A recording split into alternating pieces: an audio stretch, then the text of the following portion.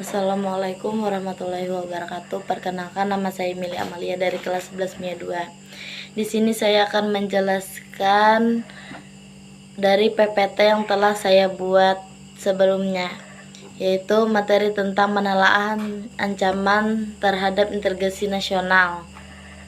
Integrasi nasional merupakan proses penyesuaian dan mempersatukan bangsa Indonesia yang beragam sehingga tercipta keseriasan dan keserasian secara nasional.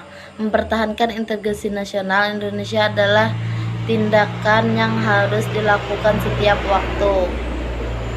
Apalagi negara Indonesia terdiri dari banyak suku bangsa dengan masyarakat yang memiliki karakteristik fisiknya masing-masing. Selain itu, secara geografis Indonesia merupakan negara kepulauan yang diapit oleh dua benua, yaitu Asia dan Australia, serta berada di antara dua samudra, yakni Samudra Hindia dan Samudra Pasifik. Posisi strategis ini menguntungkan Indonesia, tetapi juga menyimpan tantangan terhadap integrasi nasional. Nah, berikut kami rangkum ancaman-ancaman terhadap integrasi nasional Indonesia dari berbagai bidang. Ancaman di bidang ideologi: dengan adanya berbagai ancaman dari dalam dan luar negeri, nilai-nilai Pancasila sebagai platform negara bisa terkikis, bahkan tergantikan. Berikut adalah beberapa contoh ancamannya. Ancaman dari luar negeri: kebudayaan dan paham baru dari luar negeri yang menjamur di Indonesia, campur tantangan politik pihak-pihak asing dalam negeri. Ancaman dari dalam negeri: munculnya paham-paham radikal dan ekstrem, gerakan paratisme, sikap apatisme terhadap proses pemerintahan. Ancaman di bidang politik terhadap berbagai hal yang membahayakan persatuan Indonesia dengan mengatasnamakan politik. Ancaman di bidang politik dapat bersumber dari dalam negeri ataupun dari luar negeri.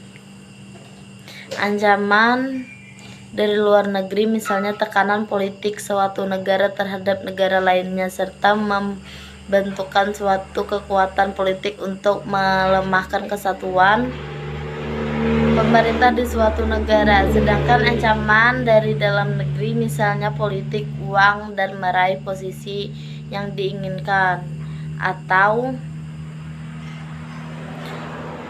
untuk menyelesaikan suatu perkara, serta isu sara, suku, agama, ras, antar golongan yang menyebabkan permusuhan.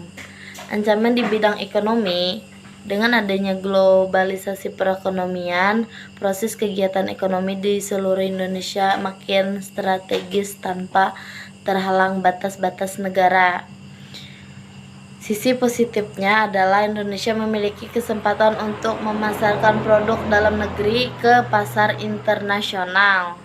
Pada saat yang sama, bisa jadi produk-produk di luar negeri justru membanjiri Indonesia dan membuat pengusaha lokal kalah bersaing. Selain itu, penanaman modal oleh pihak-pihak asing juga bisa saja digunakan untuk mengontrol suatu negara. Ancaman di bidang sosial budaya: ancaman terhadap integrasi nasional dalam bidang sosial budaya berasal dari dalam dan luar negeri. Ancaman dari dalam negeri disebabkan oleh kemiskinan dan ketidakadilan. Hal inilah yang menjadi pangkal permasalahan seperti separatisme. Sedangkan ancaman dari luar ada kaitannya dengan peran media massa yang menunjukkan gaya hidup luar negeri yang kemudian dicontoh oleh sebagian orang. Padahal gaya hidup tersebut mungkin tidak cocok dengan identitas bangsa.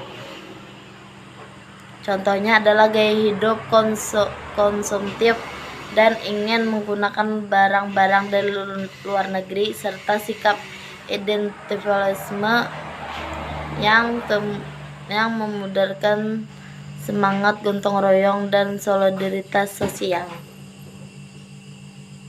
Ancaman di bidang pertahanan dan keamanan. Ancaman di bidang pertahanan nasional berupa agresi militer, pelanggaran wilayah, terorisme, pembentukan bersenjata, dan sivilisme adalah perompakan, penyelundupan senjata, serta pencemaran dan pencurian kekayaan laut.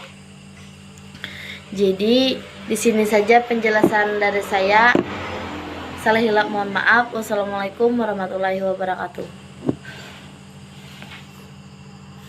Ancaman dari dalam negeri, misalnya politik, uang, dan meraih posisi yang diinginkan, atau untuk menyelesaikan suatu perkara, serta isu sara, suku, agama, ras, antar golongan yang menyebabkan permusuhan. Ancaman di bidang ekonomi. Dengan adanya globalisasi perekonomian, proses kegiatan ekonomi di seluruh Indonesia makin strategis tanpa terhalang batas-batas negara. Sisi positifnya adalah Indonesia memiliki kesempatan untuk memasarkan produk dalam negeri ke pasar internasional. Pada saat yang sama, bisa jadi produk-produk di luar negeri justru membanjiri Indonesia dan membuat pengusaha lokal kalah bersaing. Selain itu, penanaman modal oleh pihak-pihak asing juga bisa saja digunakan untuk mengontrol suatu negara. Ancaman di bidang sosial budaya. Ancaman terhadap integrasi nasional dalam bidang sosial budaya berasal dari dalam dan luar negeri. Ancaman dari dalam negeri disebabkan oleh kemiskinan dan ketidakadilan. Hal inilah yang menjadi pangkal permasalahan seperti separatisme, sedangkan ancaman dari luar ada kaitannya dengan peran media massa yang menunjukkan gaya hidup luar negeri yang kemudian dicontoh oleh sebagian orang. Padahal gaya hidup tersebut mungkin tidak cocok dengan identitas bangsa. Contohnya adalah gaya hidup konsumtif dan ingin menggunakan barang-barang dari luar negeri, serta sikap individualisme yang memudarkan semangat gotong royong dan solidaritas sosial. Ancaman di bidang pertahanan dan keamanan. Ancaman di bidang pertahanan nasional berupa agresi militer, pelanggaran wilayah, terorisme, pembentukan bersenjata, dan sivilisme adalah perompakan, penyelundupan senjata, serta pencemaran dan pencurian kekayaan laut. Jadi di sini saja penjelasan dari saya. Salah hilap mohon maaf. Wassalamualaikum warahmatullahi wabarakatuh.